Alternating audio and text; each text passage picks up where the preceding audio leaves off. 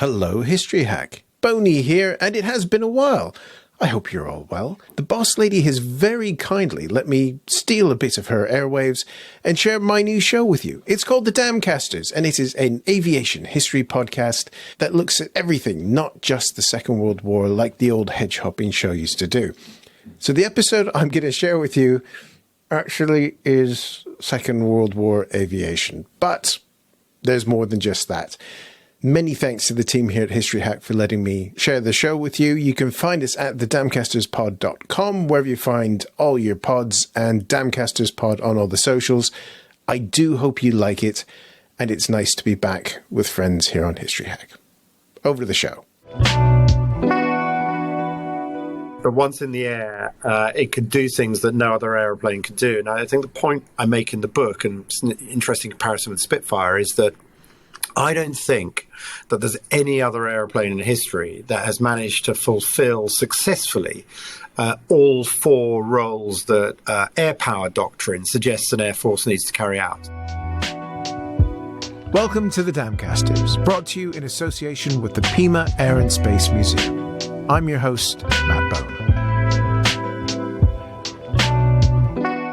In March 1945, the RAF's 140 wing of 2 Group of the 2nd Tactical Air Force flew an audacious raid into the heart of Copenhagen. They flew at wave-top level all the way across the North Sea and then down into Copenhagen itself, where they attacked the Shell House, which was the headquarters of the Gestapo. Now, 140 wing had form.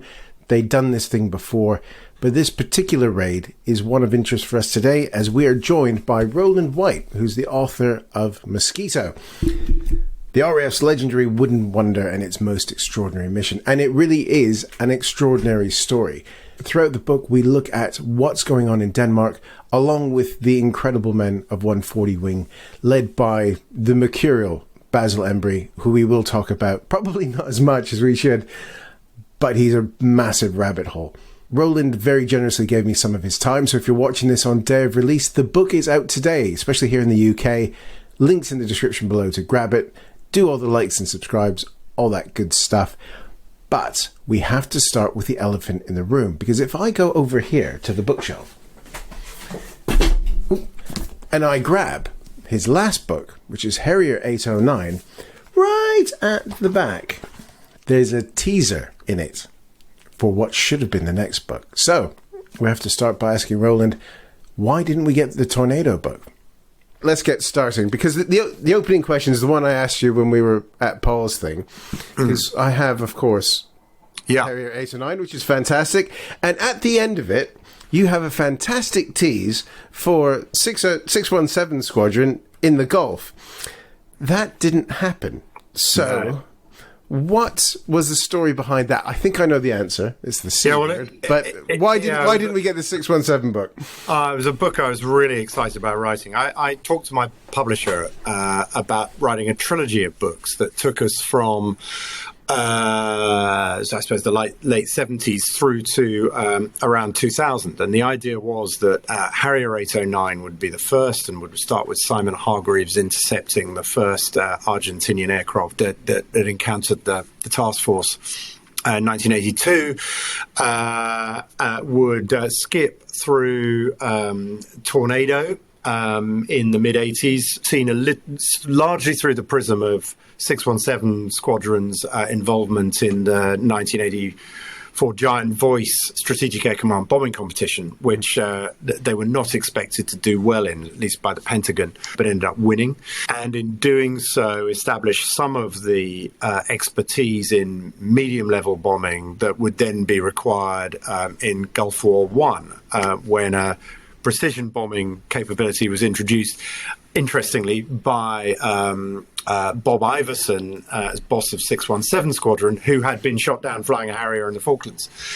And then the trilogy was going to finish with a book that looked at Britain's relationship with stealth, ending with the selection of the X-35 over the X-32 in the famous Joint Strike Fighter X-plane competition, through the prism of the RAF pilots who flew the F-117 stealth fighter on exchange, but ending with an epilogue that featured Simon Hargreaves, who you'll remember was going to feature in the prologue of the first book, or did feature in the prologue of the first book, flying the first X mission in which he took off normally, or short takeoff, refueling, supersonic flight, and then landed vertically in the same sortie, thus proving the capability of the X-35. And I'd got about 2/3 of the way through all the interviews for the second book, the 617 Squadron book.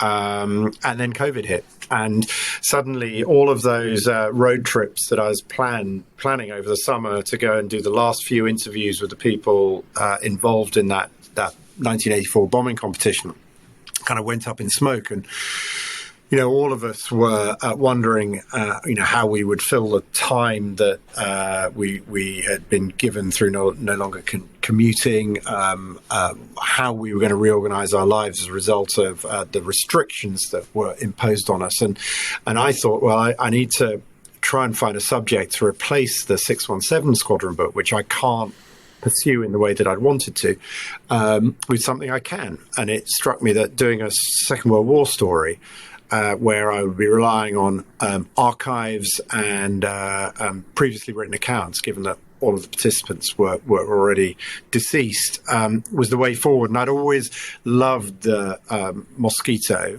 and I'd always been aware of those 140 wing raids, Amiens Prison, Aarhus in Jutland, and then obviously perhaps the most substantial one of them, the raid on the Gestapo HQ in Copenhagen, and thought, right, let's take a dive into Second World War, which I'd never done before. I'd always sort of almost deliberately steered clear of it because I felt there were people like James Holland and Ben McIntyre and John Nichol doing it really, really well, whereas I sort of found my own Cold War niche. So that's how it came about. Yeah, still want that Tornado book. 'Cause it sounded really yeah. I mean, I do too.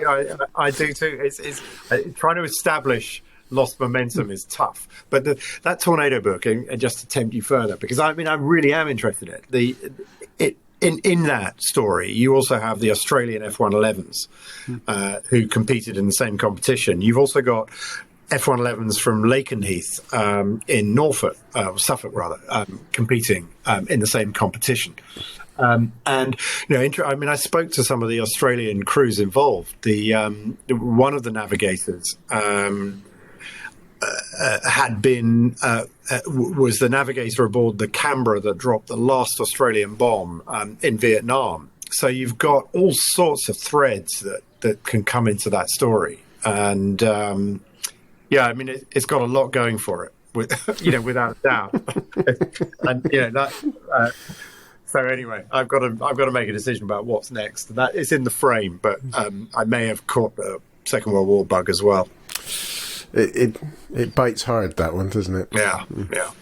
Well, let's get into it, really, because I thoroughly enjoyed it, and thank you so much for sending over a copy nice and early, because I devoured it. It was, I have to admit, didn't devour it as quickly as Harrier 809. I think that's because it's about 40% longer than Harrier 809. I think Harrier 809 is in lots of ways a more obviously. I mean, this is the beauty of the Falklands War. It was 6 weeks long. Any story about the Falklands War is, it's by definition self-contained, and you can feed different threads into it. Whereas, the story in Copenhagen, in Mosquito, depends on you understanding the things that came first, and unless you have become engaged with, involved with, and invested in the things that led to that raid, and that is the career of the Mosquito, the people who led the wing that carried out the raid, but also of the lives and the efforts of the people on the ground in Denmark who begged for it. It doesn't carry the sort of substance and resonance that any good story needs. You need to care about everybody involved, and for that you have to go back 2 years. So I'm not talking about 6 weeks. I'm talking about 2 years. And so really, the beginning of 1943 is where the story begins. The thing that I really enjoyed about Mosquito is actually less the Mosquito bits. It was the whole section, the research you did into the Danish resistance, because Denmark has, in the sort of popular readings of things, we hear about what's going on in Holland and France, mainly because of Market Garden and Overlord. But Denmark was that sort of strange place, because when the Nazis invaded, annexed it in April 1940, they called it a model protectorate, because they were trying to do something different with Denmark. What was that? Because that really creates a lot of tension within the various groups within Denmark. Yeah, I mean, Hitler and the Nazis really had no designs on Denmark at all. They were probably happy enough would have been happy enough for it to remain neutral, except that in order to seize Norway, which was a country that they really did want to take control of because of iron ore supplies and the rest of it, they needed Denmark as a stepping stone. So Denmark was really just a casualty of geography. It was on the way to Norway. Denmark had no, the armed forces were utterly incapable of resisting any kind of Nazi attack. And unlike Norway, there wasn't the space or the geography to get the government and the king away from the country before the Germans were there. They came into Copenhagen, they came up north through Schleswig-Holstein at exactly the same time. And the decision was taken that in order to save lives, they had to go along with the German demand that they would remain, independent under German control, and Germany would protect their neutrality. So they remained for certainly 3 years. Denmark was in this sort of weird superposition between occupation and independence, neutrality and being part of the Axis, in which they had an elected government and the king remained in Copenhagen. And so they were, from a legal point of view, an Axis power. So unlike, you mentioned the Netherlands and France and others, unlike the Netherlands, Belgium, France, Poland, there was no possibility of Free Danes simply joining and setting up units of their own under the Allied command. Denmark had a unique position, and the Germans hoped that through a light touch they would be able to sort of demonstrate to the world that actually, being under the protectorate of the Reich was not necessarily the worst thing in the world. So they had an interest in Denmark being happy, stable, well-fed, comfortable, and all the rest of it. You start introducing the most fabulous cast of characters in Denmark. We're going to get to the RF guys, and I'm purposely putting Basil Emery as far back as we could, because that's a rabbit hole we can disappear down for a while. But the thing that I found really interesting is you've got the tensions within Denmark from those who were trying not to cause trouble and those who wanted to resist. You have that tension. Then in London as well, you've got a bit of a turf war between MI6 and SOE as well over Denmark. For you writing it, and you explain it beautifully, how do you sort of unpick all those tensions so that you can make it make sense? Because I can see when you were probably reading the files, you were just sort of pulling your hair out at times. I mean, it was the thing, I think, which concerned me most. I mean, there is more, undoubtedly, there's more that happens on the ground in this story than in the other books. And in the end, there was a gift for me in the shape of a gathering of two families in Denmark in the summer of 1939. That seemed to me to offer a through line, which at the same time as introducing them at the beginning, carried me through to the end, through which I could explore all sorts of other directions and keep connecting it to the centre. It was one of those sort of eureka moments, and occasionally as you're doing your research, you come across them.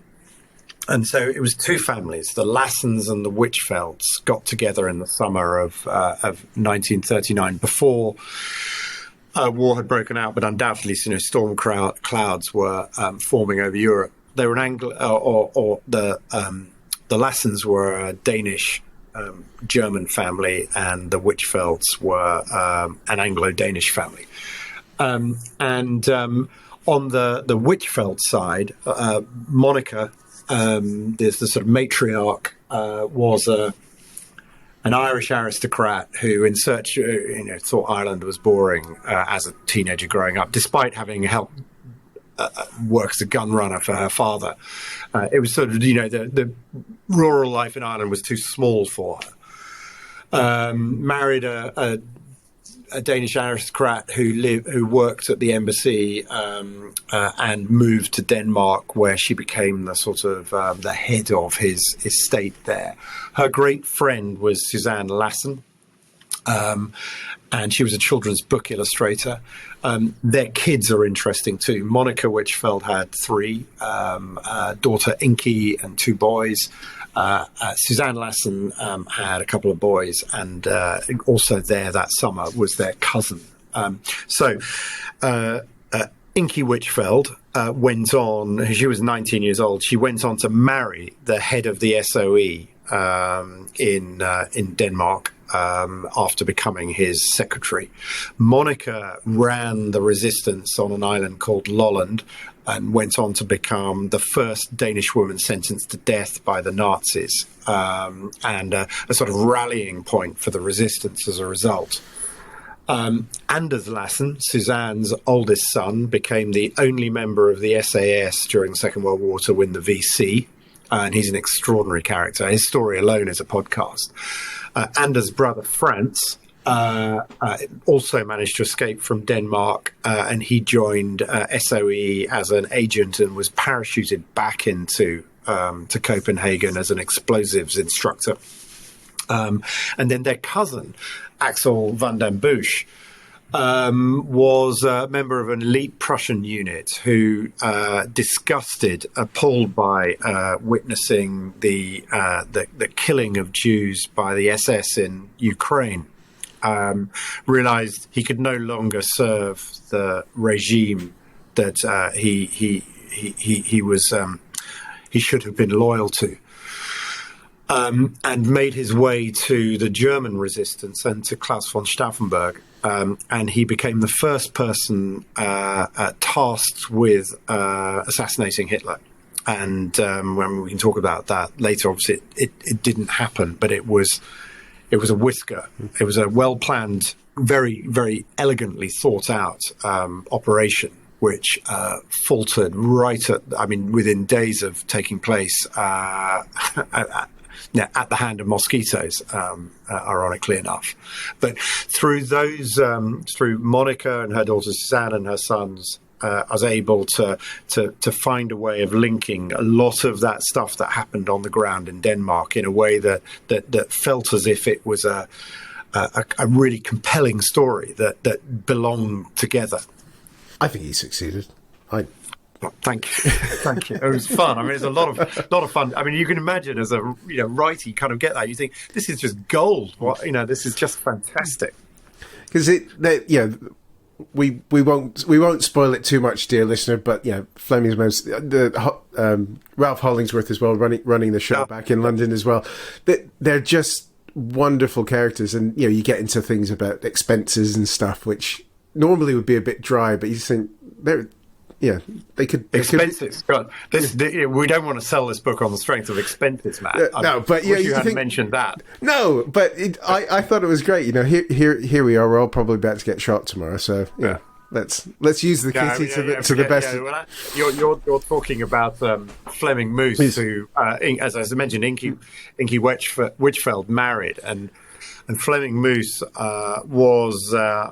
was quite a character. He was exiled to West Africa he was part of a very wealthy family in Denmark, exiled to West Africa for forging a check on the company account, and then he became a sort of a sort of Kurtz type character in West Africa, where he essentially had in complete autonomy over a region, trading region.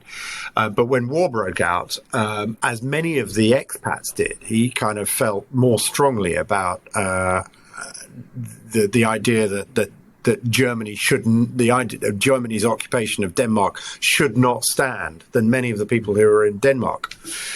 And he made his way by dugout canoe, by torpedoed freighter, and ultimately British destroyer all the way back to Liverpool, where he joined SOE, was trained as a parachute agent, and then parachuted back into Denmark to take control of SOE in January 1943, and up until then, between 1940 and 1943, the Special Operations Executive effort in Denmark, led by Ralph Hollingworth, who was a Royal Navy Reserve officer who had been in Denmark on the day of the invasion, had been bedeviled by bad luck. But with Moose, it suddenly kind of caught a wave. He was for all his flaws, he was incredibly energetic. He was a doer.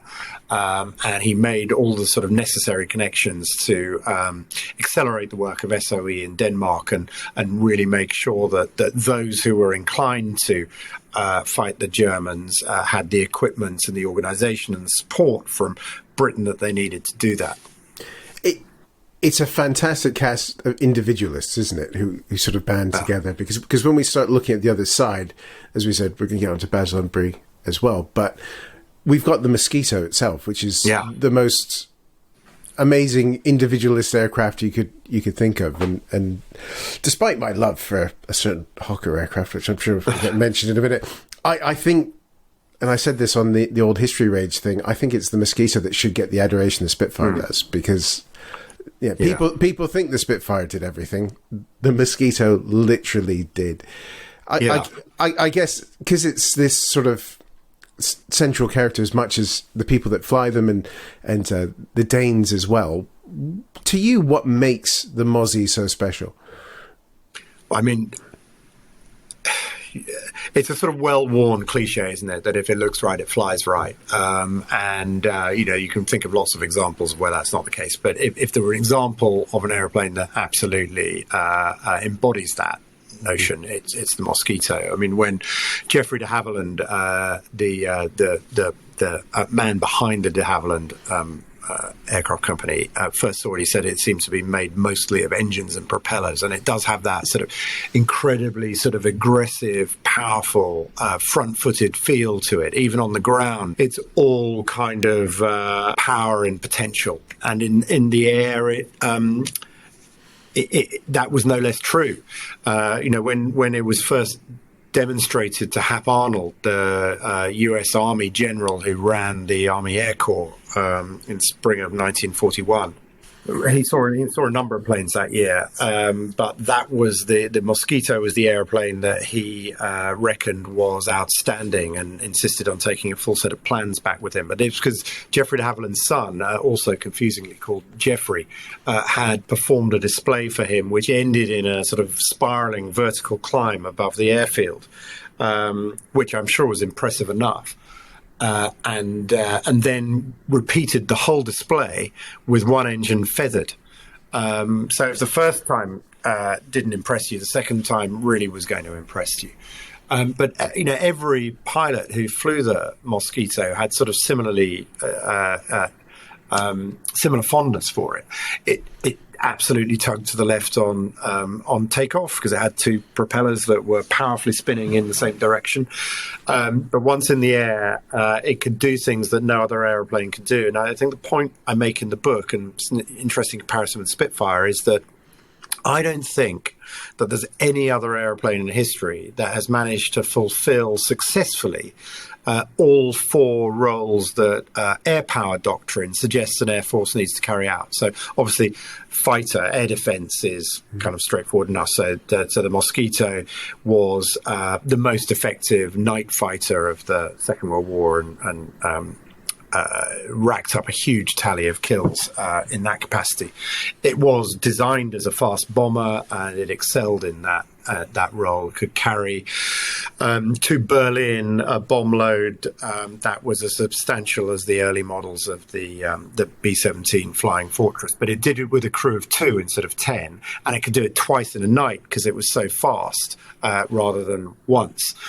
The third role is intelligence, reconnaissance, surveillance, and the Mosquito was the preeminent reconnaissance airplane, Second World War, responsible for crisscrossing Europe and bringing back vitally important photographs like those that told us where the Germans were developing the V1 and V2 missiles. And then lastly, this is perhaps most surprisingly of all,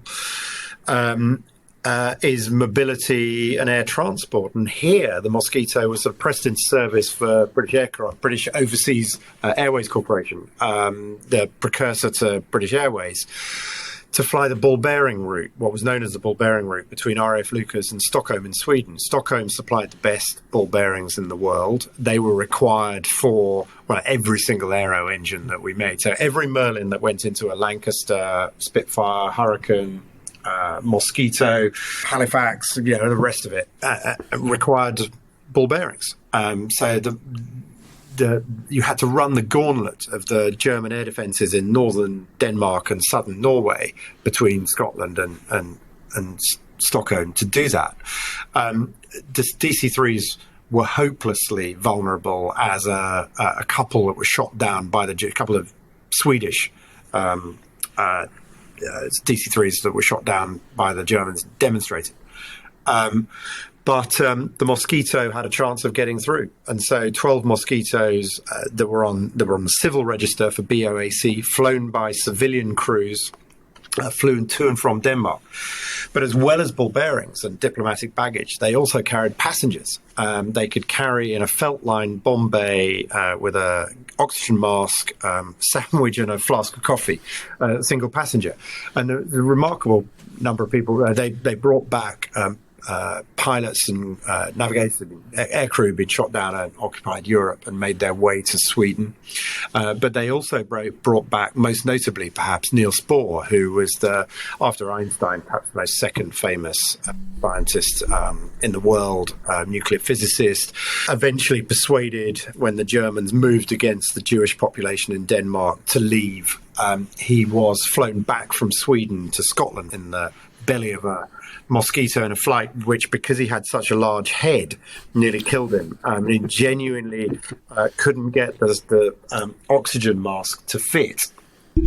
And so he lost consciousness at altitude and sort of dropped out of the bomb bay when they arrived in Scotland. And the crew, who'd been concerned about his silence throughout the flight, thought they might have killed him, but happily he was revived and none the worse for his experience. But there were many. I mean, they also used to carry people to Sweden to carry out cultural visits for the British Council. Like, composer and conductor Malcolm Sargent was flown out to Stockholm to do music, and sadly it wasn't in a Mosquito. It was actually in one of the other airplanes which, prior to the Mosquito, BOAC used.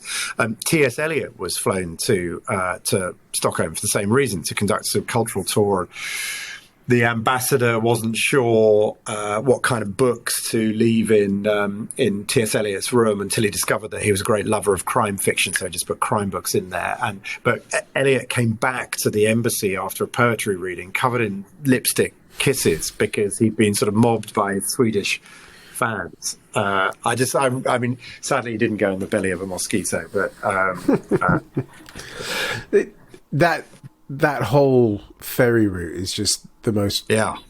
You look at it now, you think that's nuts. And, I guess if you've never heard of Niels Bohr, but you went to see Oppenheimer, that's the Kenneth Branagh. So that's right. He mentions the British put in the bomb bay. Because, in talking about the four roles, I haven't even mentioned that this thing was made out of wood, and that was the thing that annoyed Goering, the head of the Luftwaffe, kind of almost more than anything. He said when his big day he was supposed to be making a speech on the 10th anniversary of the Nazis' accession to power, when his big day was ruined by a very, very well-timed Mosquito bombing run, 11 a.m. over Berlin. He sort of ranted that he was green and yellow with envy about these machines that the British, who could afford aluminium better than the Germans, could make in any piano factory all around the country. And on another occasion said to them, look, forget all your efforts. This was to the head of his, the technical heads of all the German aircraft companies. Forget it. Let's just make this amazingly primitive aircraft, he said, dripping with sarcasm. Let's make mosquitoes. We'd be better off just making mosquitoes. Really, really wound him up, because the Berliners would say, well, and this is quoted. This is from Adolf Gallen's book, the fighter race charged with trying to protect Germany. He said the Berliners would say, what is it? The fat one can't even protect us from a few little mosquitoes. And they never came up with the Jet 262 machine that could reliably intercept the mosquitoes. Yeah. See Colin Bell for more on that. Oh, yeah. We're going to take a quick break so that we can get the latest from the Pima Air and Space Museum with Head of Collections, Andrew Boney. Here we're at the Pima Air and Space Museum with our Douglas A-20G Havoc. The A-20 Havoc was an attack aircraft, light bomber of World War II. Originally built and designed with a glass nose with a bombardier. In the Pacific Theater, like B-25s, Pappy Gunn came up with this idea of manning these aircraft with solid noses and a bunch of machine guns for doing strafing attacks on Japanese airfields and attacking Japanese shipping. This aircraft is an actual combat veteran. It flew with the 89th Bomb Squadron in New Guinea on a mission, I think bombing Wewak. It was damaged and made an emergency landing in a swamp in New Guinea. The crew was recovered and the aircraft sat there pretty much forever until it was found in the 80s, and in the early 90s it was recovered by the Royal Australian Air Force. This A-20 with another one that they had, they restored the one Helen Pelican, which was another combat veteran from the Pacific. They used a lot of the parts from this aircraft for that aircraft. Then actually went to a civilian owner, and then we ended up buying from that civilian owner and finished up the restoration, put it on display here. It's a unique aircraft in the fact there's only about 4, if I recall, A-20 Havocs anywhere on display in the world, with one in a private collection, one at the Air Force Museum, one here, and one in a private collection in Russia. But I'd say it's always been one of my favorite aircraft, I think just because of the lack of them as survivors, and also just seeing a lot of those cool photos from World War II where you see these A-20s coming in low over Rabaul, bombing Japanese cruisers and transports, and they're like literally flying right like at mass height over these ships. So I just always found it to be a pretty cool airplane.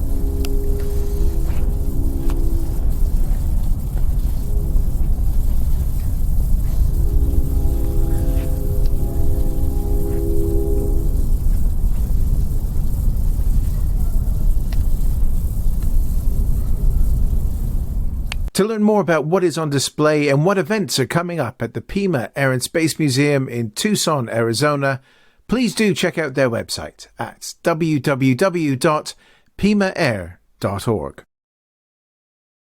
And now, back to the show. Let's talk about those mosquito raids, because I think there's always someone in your books that I just fall in love with, and in this one it was Ted Sizemore, the navigator, because that poor lad had some stress. The low level raids that they're having to fly, and he's having to do by dead reckoning at 300 miles an hour at literal wave top levels, and he's what, 22? I think. It's absolutely extraordinary. I mean, I've got a son who's the same age as Ted Sizemore, and I'm not going to be rude about him now, but and in fact, he has just today been given a place on a university air squadron, which is very exciting. But there's a big difference between being given a place on a university air squadron and being responsible for delivering 18 Mosquitoes on over 3 hours from Norfolk to downtown Copenhagen to hit a single building. The pressure that this young man, Ted Sizemore, was under, and like you, Matt, he was almost, before even Basil Embry, Ted Sizemore, this young navigator, was my way into it, because it seemed so unlikely somehow that such a young man could make such an impression on such a senior officer so quickly and be given such extraordinary levels of responsibility. And he was the person I first wanted to try to get to know a little more. And I managed, through an auction house who'd sold his medals, to make contact with his son, who was only too happy to help. And I was absolutely, every so often you kind of come across there's something makes your day and puts a huge smile on your face. When I got in touch with Martin Sizemore, his son, he knew me, much to my surprise, because actually both he and Ted, before he died in 2012, had read Vulcan 607. So the thought that Ted Sizemore, who went on to become, by just 23 at the end of the war, in 1945, he was just 23 years old, the most decorated navigator of the entire war, had read Vulcan 607. And one of the things which surprised me and, perhaps kind of bound me to his story even more tightly was the discovery that after leaving the Air Force, he had a very successful career in the Air Force after the Second World War. He worked for Marconi and had, during the Falklands War, been the sort of go-between responsible for ensuring that the RAF could get a mobile radar that was in storage, a Marconi mobile radar that was in storage from the UK to Chile to give early warning of raids against the British fleet from Argentina. So there's a lovely sort of symmetry about that for me. I'm obviously very sad I didn't get to talk to Ted Sizemore myself, but I managed to find quite a lot of interview footage with him, and also talk to Martin, his son, about some of the things that I hadn't had a chance to read about elsewhere. I mean, a really remarkable man, very sort of mild-mannered, but there was always this sort of real quiet confidence to him, which clearly Basil Embry, who's a sort of legendary RAF figure, identified, recognized, and put absolute trust in. I mean, Embry was, in his mid-40s by now, but he was putting the responsibility for the success of these extremely difficult, challenging raids in which there were so many moving parts, so many opportunities to get it wrong, in the hands of a navigator who's just 23 years old. And Embry's one of those guys who talent spots so well, doesn't he? Because he's in charge of 2 Group, which in and of itself, we could be here for hours. Yeah. But he's just this remarkable, almost anti-authority sort of figure, isn't he? And I have a question from one of my Patreon people, which feeds into who Basil Embry is. Fantastic. We call them Damcasters. Well, I do. I don't think they like it, but it's where are we? I've gone and put it up here. Here we go. Errol Cavett was asking: is there any indication that a ride along with senior officers happened? I guess with Basil, we need to talk about Wing Commander Smith, don't we? Yeah, we do. I mean,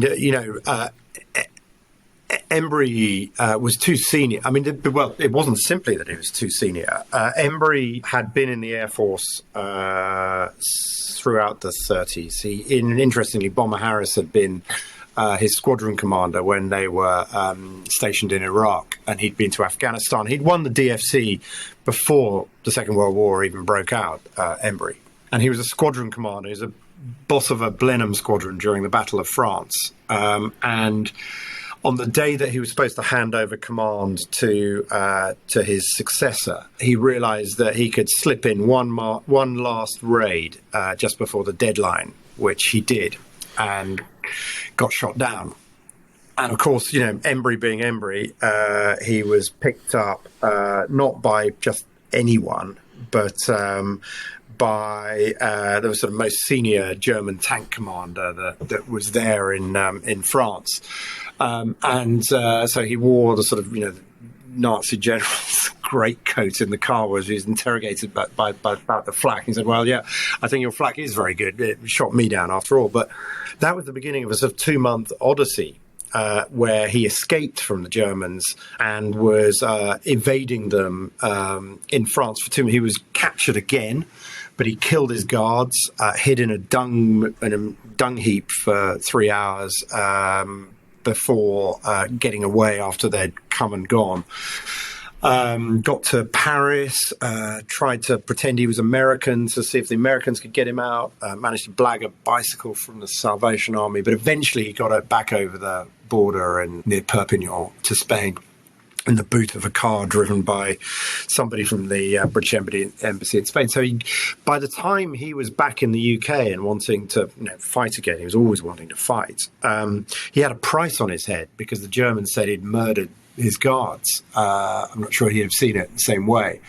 So he was a valuable commodity to the Germans, was, as he became ever more senior, somebody who should not have been flying submissions over occupied Europe.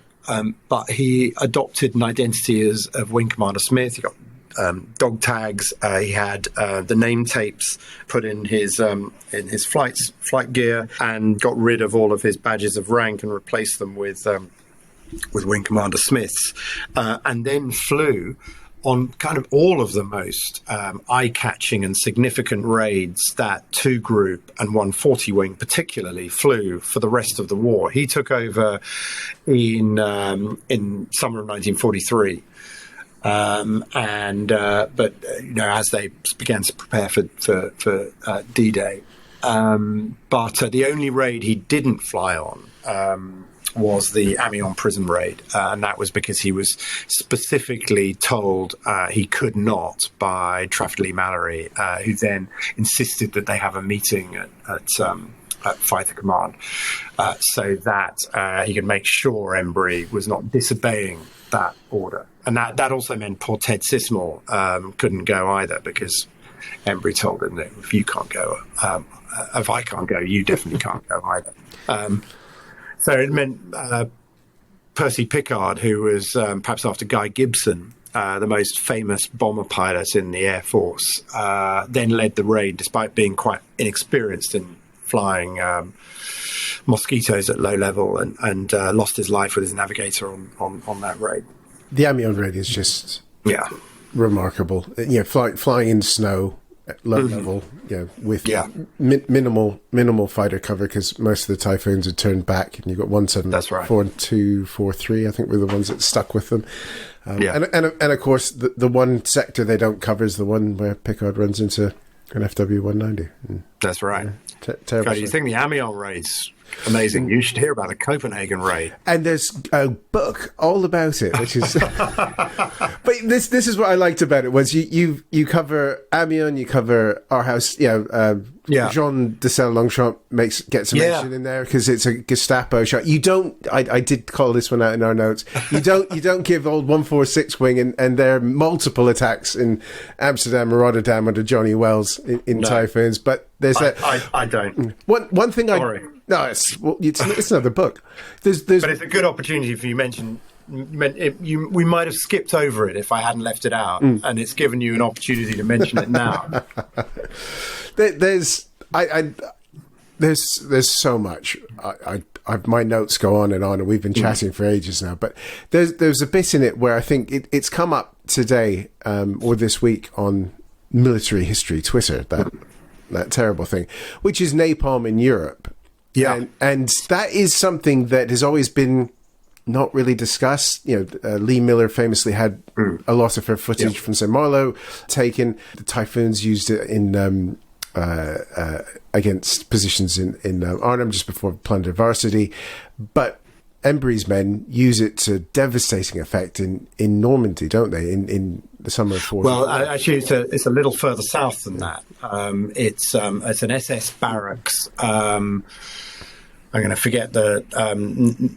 It says Boney Matour, and I'm going to forget the name of the nearest town to that, but it's a little further south than Normandy, and it's where there was prior to and after D-Day an SAS unit operating an operation called Operation Bullbasket, and their job was in harness with the resistance to try to do everything that they could to obstruct and delay and make more difficult the Germans' reinforcement of Normandy. And they were very successful in doing that. The SAS with the resistance actually made sure that the SS didn't get to Normandy at a time when they might have done some damage. But they were subsequently ambushed in a forest, this SS unit, and they were killed pretty unpleasant. Those who didn't get away were killed pretty nastily. And when word got back, it was requested of Tugru that they exact vengeance for that, and Basil Embry was only too happy to do that. They were using, for the first time, for the British at any rate, napalm, which had been developed in the States, it's nasty stuff. It's designed to burn at great temperature, but also to sort of glom onto whatever it's stuck to. And the Embry's sort of parting statement in the briefing prior to the mission, when he'd explained who their target was and what they had done to these SAS men that they'd captured, and who should have been, were it not for the Hitler's commando order, treated as prisoners of war, and with all of the protections that affords. He explained all of that and said to his crews, you let the bastards burn. And that's exactly what happened. The Mosquitoes went in, took out a line of barracks on next to a river, and there wasn't much left of either them or the SS, who had been in there tucking into lamb stew made with animals that they had poached from local farmers. Yeah, it was a perfect target. It was wood barracks in a wood, which is exactly what napalm was designed to go after. Yeah. I mean, Embry yielded to no one in his hatred of the enemy. I mean, that what he had seen in France at the beginning of the war, he'd seen them running over refugees in tanks. He was very kind of affected by that, and driven by it, and a determination to not rest actually until the Germans were beaten. And he sought other people who he identified that trait in too. Because they're going to have to be pushing home against targets that most people would balk at. Yeah. On that thought of pushing on, another one of my Patreon listeners, who's we probably all know, it's Joe Wilding, friend of the show, who's been on. He was asking, when you were reading it, and you do point this out in the book, what you sort of found when a fully loaded Mosquito was going into a target like Copenhagen versus after it had dropped its payload. What sort of speed, maneuverability would they notice for it? And you do describe that quite well, especially on the exit on Copenhagen, which, dear listener, you'll notice I'm talking around because you got to read the book to find out what happens on Operation Carthage. But just on that sort of technical thing, was she a sort of leaden duck before she dropped her load, or was it only afterwards she became the Swan? That's a great sentence. Was she a leaden duck before she dropped her load? No. I mean, the Mosquito was blessed with an abundance of power. And so, takeoffs could be hairy. particularly when they were heavily loaded. And they always had that. If you were going to get sort of bitten by a mosquito, it was going to be on takeoff, much more so than landing, even where you've not got power going through the engines. But no, once you're in the air, they were not, because of that abundance of power, overly burdened by a 2,000-pound bomb load. Those are the FB6s that were flown in by 2 Group. They carried 2 500-pound bombs in the bomb bay, and this is unlike the bomber models, which carried 4, because the breaches from the 20mm cannons in the nose filled up half of the bomb bay. So they had 2 bombs in the bomb bay, 2 500-pound bombs under the wings, and obviously they're going to be a little bit more nimble than they would have been without a 2,000-pound bomb load. But really, the only drag you're creating is minimal and under the wings, because they kept 2 of them in the bomb bay.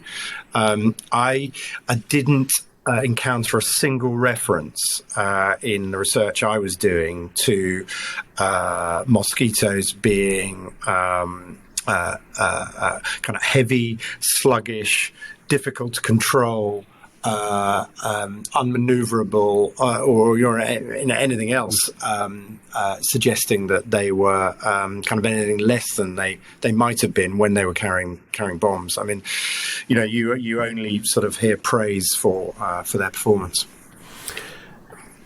Dear listener, we've run out of time to talk about the shell house and things like that. So there's a fantastic book that is out today when you're listening to this, which will tell you all about it and the incredible people who were unfortunate enough to find themselves in it on that March morning. I have to ask you to wrap up, Roland. Mm-hmm. All of your books are very human. You tend to find that sort of that human thread, as we talked about before. This one, with the story of the Danish resistance and the way, not doing a spoiler here because it's the reason there's a raid, they get rolled up quite aggressively towards the end of 44, early 45. That seemed to me to be quite a different angle to the sort of the people that you've written about in the past. How did that affect you as you were writing it? Quite substantially. You're right to identify it. I felt an enormous duty with this book in a way almost that I haven't with the previous one. If you think about the previous books, with the exception, that somebody was killed on the Vulcan 6 or 7 raid. Obviously, people were killed in Harrier 809, but I'm largely talking about a military fighting a military.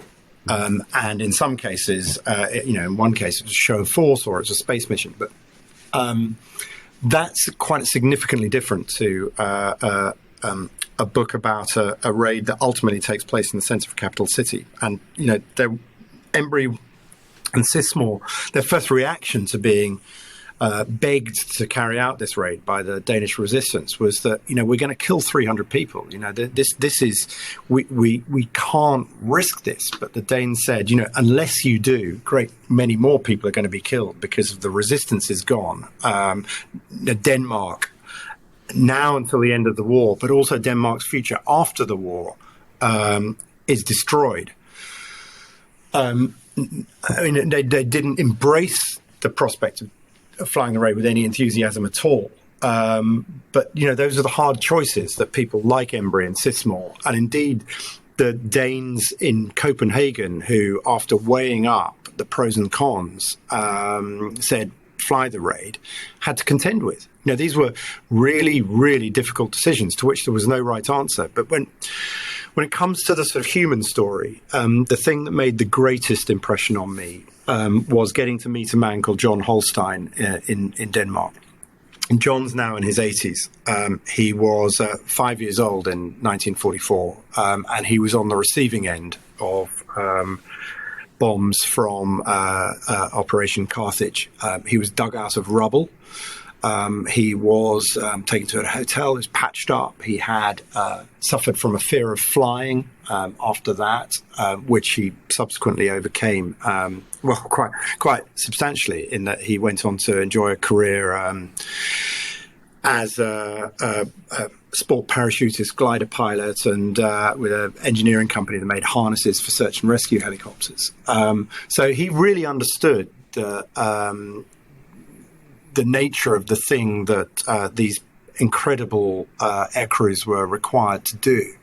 But as I said, as a boy, he was traumatized by what had happened in Copenhagen. But I went to visit some of the sites that were relevant to the Copenhagen raid with John, who's sort of incredibly sprightly in his 80s and just a really lovely guy. And we looked up and down the road where actually one of the mosquitoes, I know you've been trying not to sort of share spoilers, but a mosquito was lost on the Copenhagen raid, and the tragic consequences of that. And I went to visit the site with John after we'd gone to some of the other places that were relevant to the raid, including the railway yard where the mosquito that crashed hit a pylon, which led to its crash. And he looked up and down the road and sort of reflected on what it was these air crews had undertaken on behalf of his country and the sacrifice that he'd made. They had made, and he just kind of said quietly to himself that they were heroes, and that was. More than anything else, that was the thing that guided and informed how strongly I felt about trying to get this story right.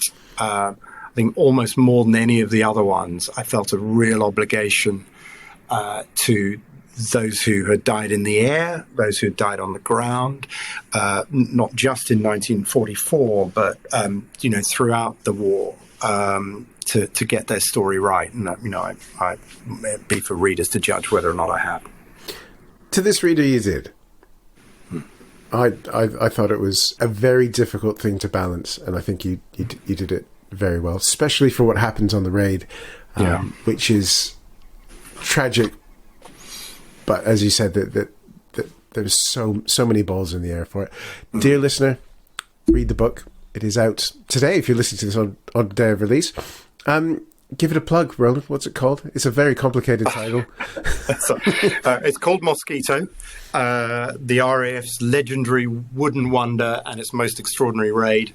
And at the heart of the book is this unbelievably challenging but crucial raid on the Gestapo headquarters in Denmark. But through the story, through the book, I've kind of threaded, I hope, an appreciation of the mosquito story more broadly. Thank you so much. Absolute pleasure, Matt. Thanks so much for asking me along. I cannot thank Roland enough for his time. He was incredibly generous to spend the evening with me the other week. And as we said, today is release day for Mosquito. So this is not the one you would get today. It'll be a lovely hardback like that. So please do look it up. As always, you can get it if you're in the UK from the Damcasters bookshop.org. Link in the description below. 10% of that goes to support the pod. We hope to have more from Roland. We'll have to see if he'll come back. But there's lots to talk about. He is fantastic, as you've seen and heard. So thank you so much to him. Buy the book. It really is good, because if it wasn't, I wouldn't have had him on the show. Next week, we do have the episode that I teased last week, which is all about R101. And that is the fabulous Sam Gwynn joining us to discuss His Majesty's Airship, which is all about this is going to upset a few people, the disastrous R101. Now, people have been tweeting at me because I'm not a fan of the big airship. Let's find out more next week and we can discuss it then. Until then, thank you so much for your support. As always, if you want to join us on Patreon, become a Damcaster. There's all kinds of stuff happening over there. You get these episodes early with different intros and outros. Opportunities to ask questions like Joe and Errol did in today's episode. So you can join up from £3 a month, plus a bit of that. Check the link in the description and you can find out all the details there. Tell your friends as well. pod's doing well. We got some exciting news coming up about our sponsor, the fabulous Pima Air and Space Museum out in Tucson, Arizona. They've got a lot going on. We're going to talk about that some more. Watch this space and follow us on all the socials, including Blue Sky now, which I'm liking because it's quiet and not nuts. There we go.